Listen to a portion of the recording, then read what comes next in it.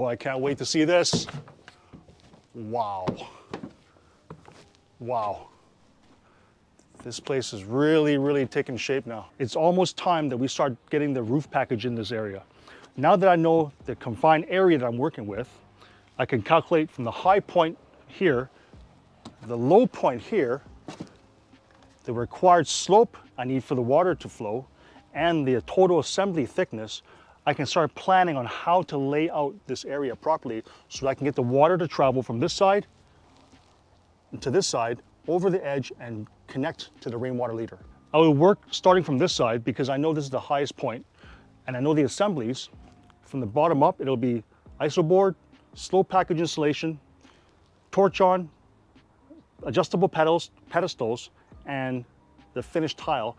I know that there's a certain thickness I can work with, and I can also adjust for the height of the guardrail.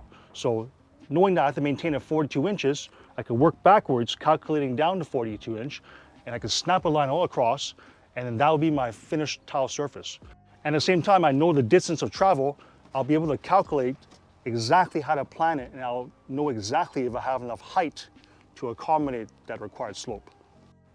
So let's finish off the framing of this upper roof area, move all the materials out of the way, and then start from a fresh canvas and get the roof insulation package started. Now, another great feature about this rooftop deck is there's this massive storage room that's built in place. It's a conditioned area, meaning that this area will also be insulated and have heat. Now, originally, this place was meant to be a mechanical room, but spoiler alert, that's no longer the case. But if I were to use it for a mechanical room, this would be a perfect place for the air handler for the HVAC system and the HRV, and maybe even hot water heater.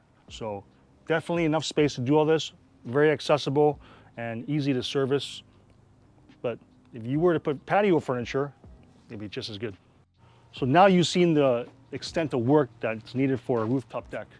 You have extra walls to put up, additional waterproofing, stairways, and even the storage room can be fit up here.